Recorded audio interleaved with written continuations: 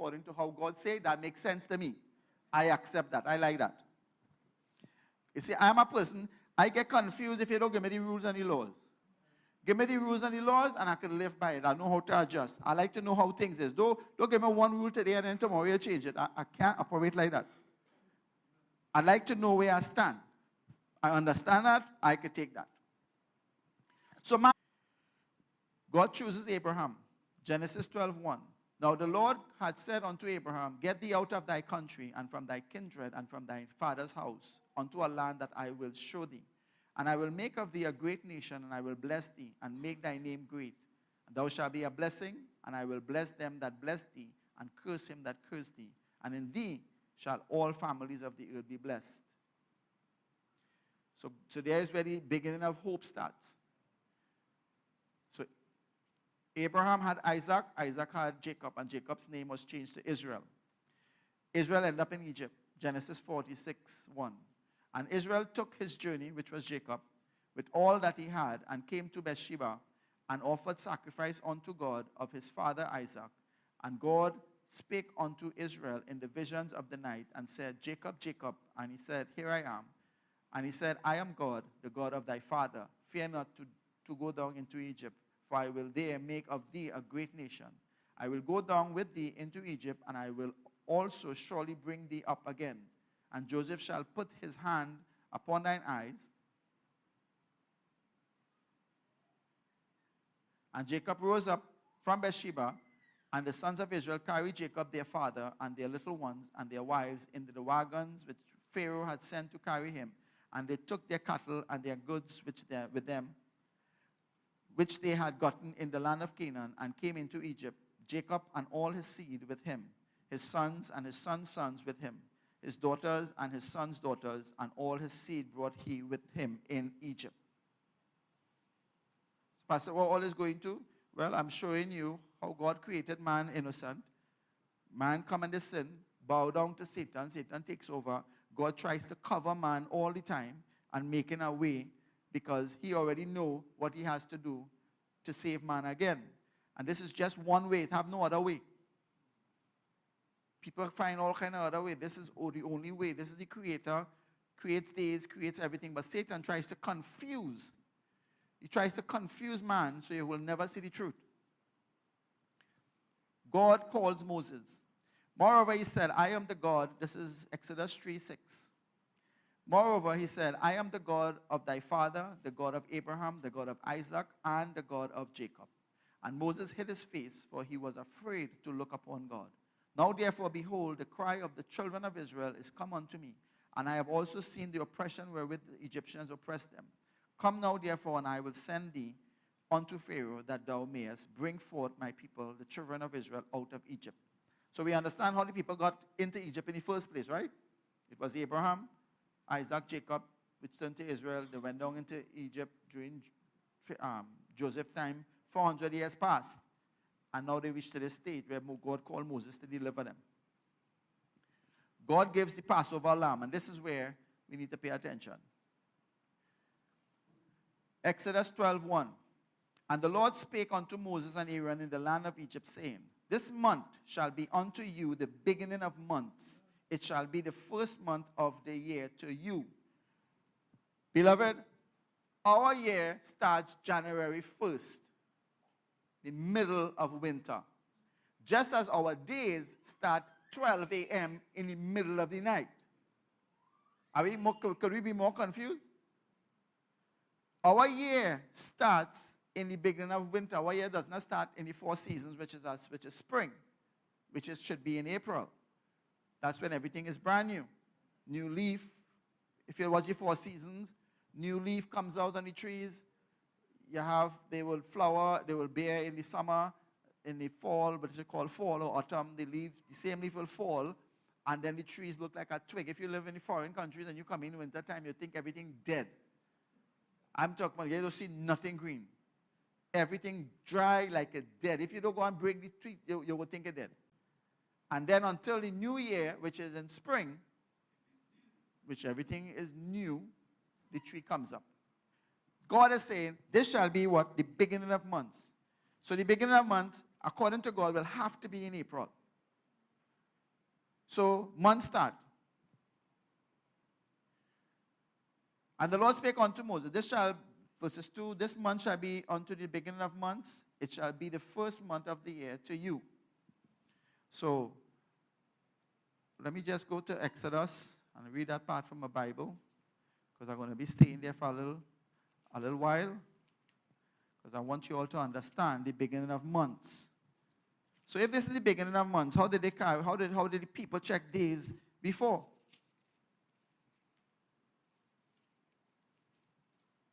Did they rest? Did they have a rest day? Did they keep the Sabbath day? What day would I keep the Sabbath day? They had no day. This is the beginning of months. Now start to check days. Are you with me? So from the Garden of Eden all the way down to Moses, there was no rest day because there was no beginning of month. God was not calculating or keeping any day or time with them. Because he himself says so, this shall be the beginning of months. Speak ye unto all the congregation of Israel, saying, in the 10th day of this month, so in Tuesday next week. See, God will use dates. He used dates, he used numbers, not day name. In the 10th day of the month, they shall take to them every man a lamb, according to the house of their fathers, a lamb for a house. And if the household be too little for the lamb, let him and his neighbor next unto his house take it according to the number of the souls. Every man according to his eating shall make your count of the lamb. Your lamb shall be without blemish, a male of the first year. You shall take it out from the sheep or from the goats. So the lamb must be without blemish. It must not have a broken bone. It must not have any fault. The lamb must be perfect. Bear that in mind, eh? And you shall keep it up until the 14th day. Keep in mind, the 14th day of the same month, and the whole assembly of the congregation of Israel shall kill it in the evening, and they shall take of the blood and strike it on the two side posts and on the upper doorposts of the houses wherein they shall eat it. So if you are a vegetarian, you're dead.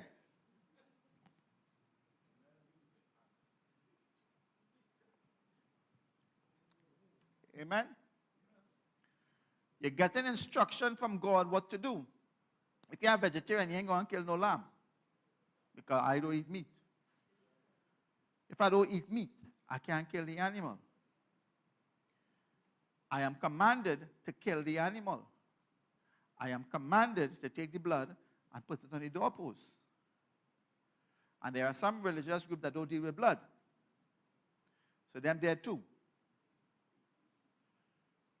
Now, we read in the Bible here, you're making sense, the kind of God that we serve, and what he allows and what he does not allow. So you shall eat it. Verses 8, and they shall eat the flesh. No, it's herbs. God made us to only eat herbs. Right?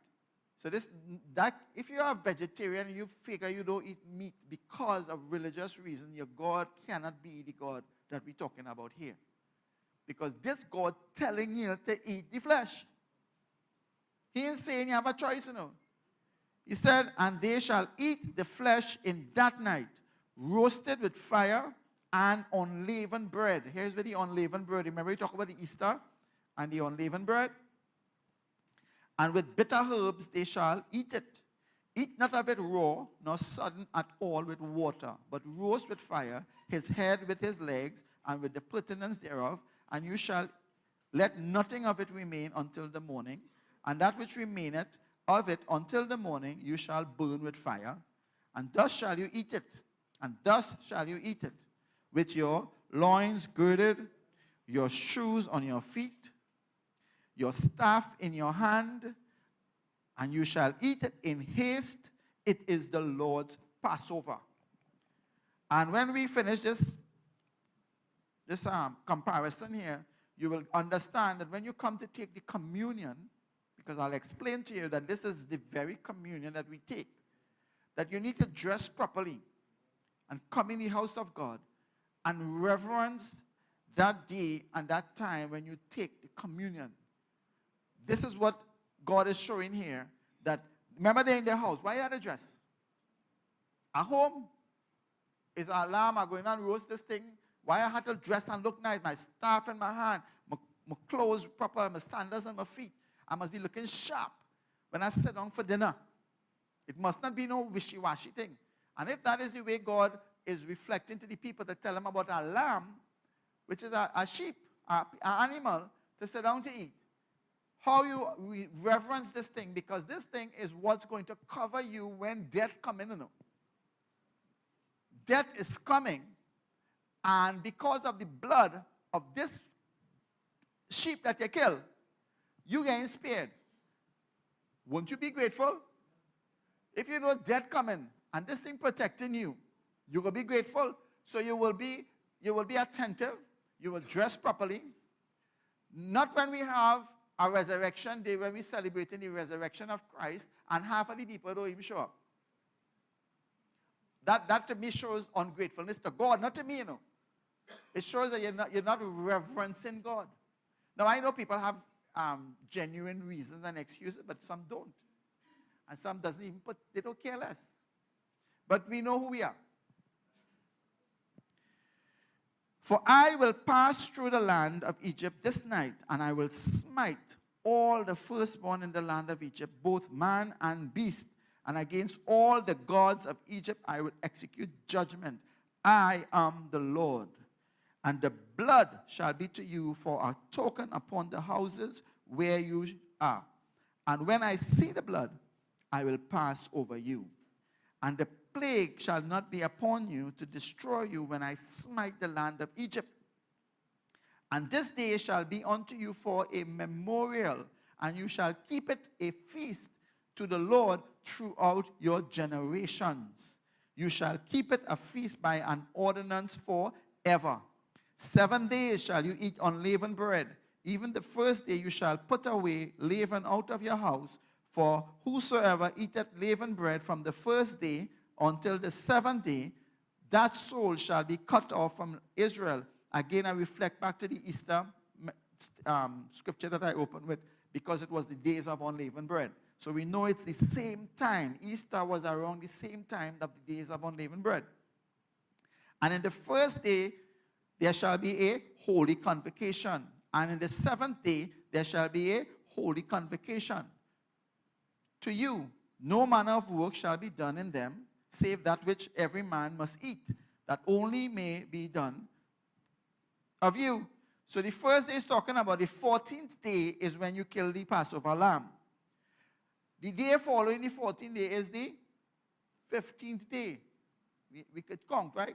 1, 2, 3, 4, 5, 6, 7, 8, 9, 10, and you're going up. 14, 15. The first day is the day of unleavened bread. It's a holy convocation. So the day following the 14th day is a Sabbath day. Are you with me?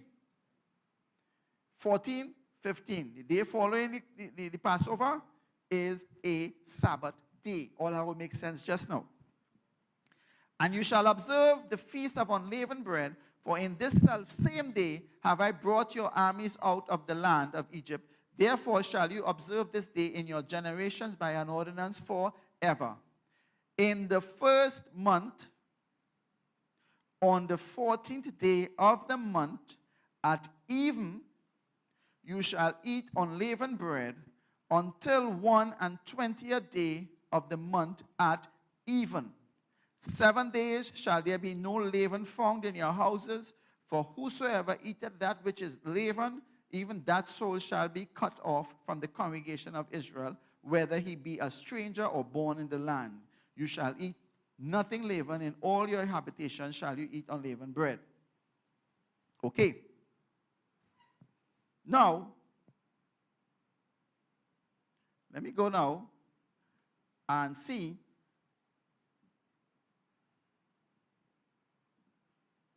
where we at.